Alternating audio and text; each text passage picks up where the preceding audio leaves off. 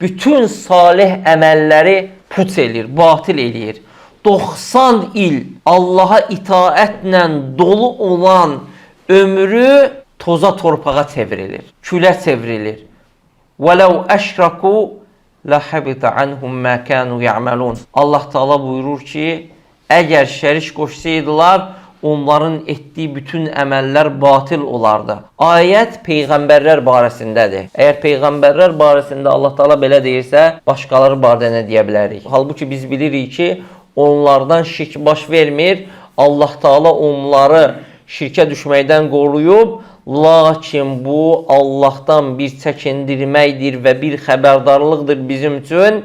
Allah Teala buyurur ki: "Vellezine keferu a'maluhum kesarabin biqi'atin yahsabuhu'z-zam'anu ma'a hatta iza ja'ahu lam yajidhu şey'en ve vecedallaha indehu fevahhahu hisabah." Allah Teala buyurur ki, Nur surəsinin 39-cu ayəsində kafirlərin əməlləri səhradakı ılğıma bənzəyir ki, susamış kimsə onu su hesab edər. Yəni Allah Teala kafirlərin əməlini nəyə bənzədir?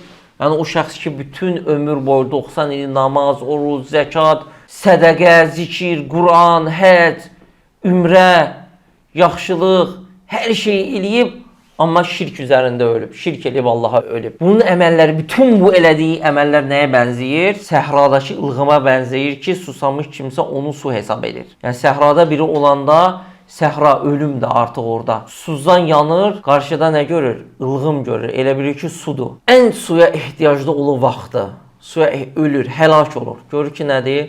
Qarşısında elə bilir ki, su var. Müşrik də o əməllərinə ən möhtac olduğu vaxtı, o həlak vaxtı, qiyamətdə elə bilir ki, əməlləri var. Əməllərlə gəlib Allaha. Əməlləri çatacaq, bunun savabı cəhənnəmdən qurtulub cənnətə girəcək. Necə ki, o səhradakı o ilğımı görür, susuzluqdan ölür, deyir ki, hə, su tapdım, mən gedəcəm, içəcəm, qurtulacam. Amma gələndə nə görür? Ona yaxınlaşdıqda isə onun heç nə olduğunu görər. Yoxdur, su yoxdur. Eləcə də kafir Allah Teala ona bənzədir. Yəni o əməllərə ən möhtac olduğu vaxt gəlir, görür ki, nədir? Hamısı puç olub. Yoxdur. Yəni puç olsa dərd yarı. O öz yanında Allahı tapar, o da onun cəzasını verər. Və həmin şirkinə görə də Allah Teala nə edir? Onun cəzasını verir. Deməli, bu ikinci cəzasıdır şirkin ki, şirk bütün salih əməlləri batil eləyir. Heç bir qiyməti qalmır əməllərin. Hədəs kimi dəstəmazda. Necə ki, dəstəmazı batil edir. Sən elə bir ki, namaz qılırsan, namazı uzadırsan, namazı 1 saat namaz qılmısan, 2 saat və yaxud namaz qılmısan, Quranın yarısına qədər oxumusan, 1-ci rükətdə, 2-ci rükətdə də ikinci yarısını oxuyordun, salamdan qabaq dəstəmazı pozdun. Nə oldu? Namaz getdi. Şirk də bax belədir. Ömür boyu sən bütün yaxşı əməllər eləmirsən, axırda nə etdin?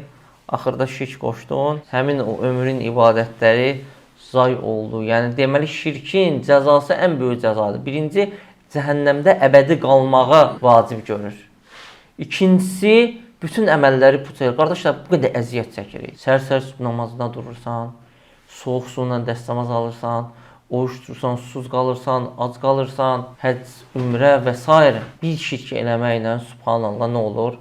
Əməllər hamısı puça gedir.